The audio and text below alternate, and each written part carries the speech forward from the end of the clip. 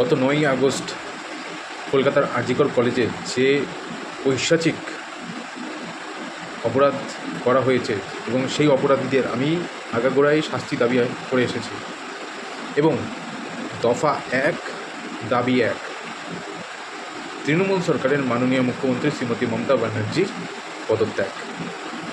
শুধু পদত্যাগ শুধু না, আসল দোষীদের আমি শাস্তি চাই, দৃষ্টান্তমূলক শাস্তি চাই এবং আমি কেন্দ্রীয় সরকারের কাছেও এই নিবেদন করছি যে ভবিষ্যতে এইরকম অপরাধীরা যাতে অপরাধ করতে গেলে পরেও তাদের মনে ভয় আসে।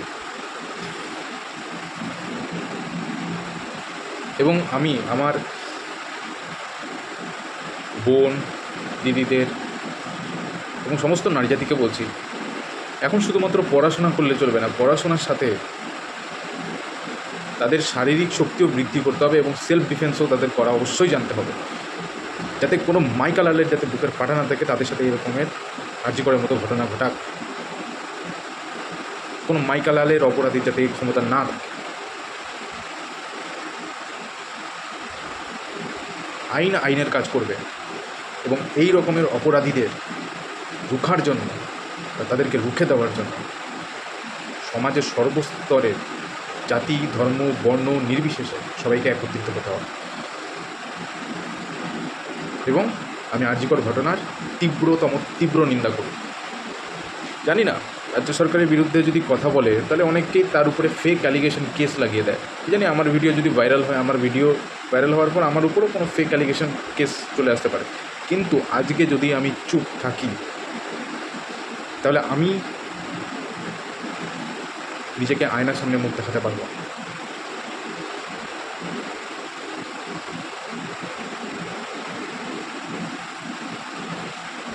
ক্ষুদিরাম বোস, ভগৎ সিং, মাস্টার দাসুজ্জো সেন, চন্দ্রশেখর আজাদ, ঝাঁসি রানী লক্ষ্মীবাই, নেতাজি, তারা অন্য ভারতের চিন্তাভাবনা করেছিল,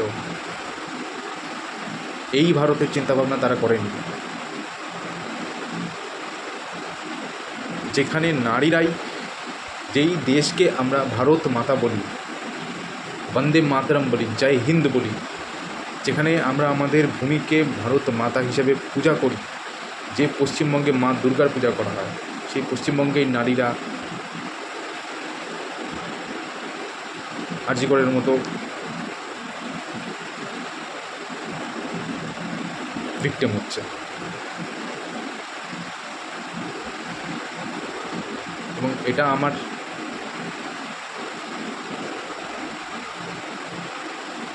কি বলবো, আমার কাছে আর কোনো রকমের কোনো আমি শব্দই বলতে পারছি না।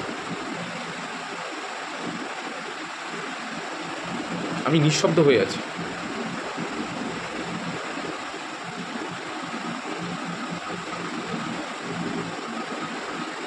মাননীয় মুখ্যমন্ত্রী এই কেসটাকে পুরোপুরিভাবে আইওয়াশ করার চেষ্টা করেছেন প্রথম থেকে,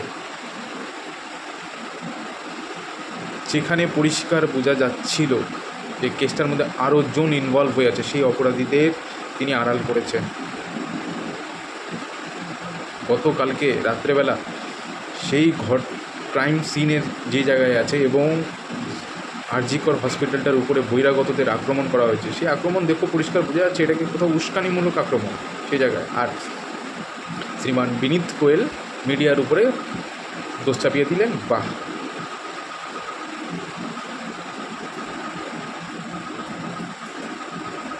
মাননীয় মুখ্যমন্ত্রী শ্রীমতী মমতা ব্যানার্জি, আপনি আপনার মুখ্যমন্ত্রী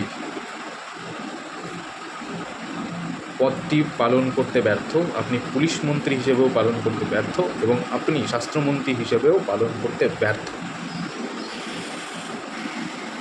সম্পূর্ণরূপে আমি বলছি আপনি ব্যর্থ।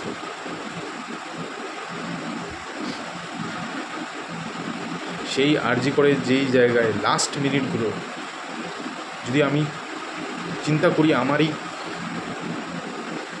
চোখ দিয়ে জল বের হয়েছিল যেদিন আমি এই খবরটা আমি শুনেছি।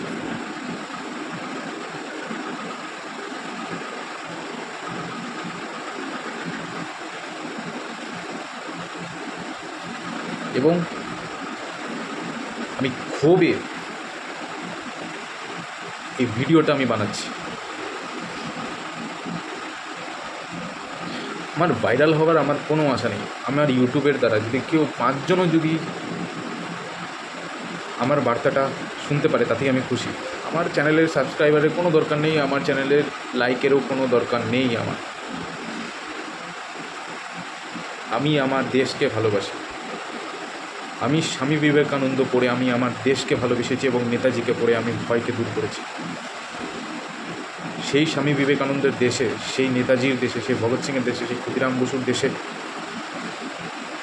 এরকম ভিন্নতম অপরাধ বারবার বারবার ঘটে যাবে, এটা কাম্য না, এটা কাম্য না।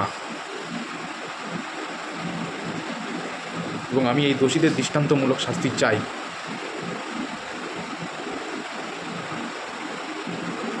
জয় হিন্দ, জয় ভারত, ভারত মাতা কি জয়।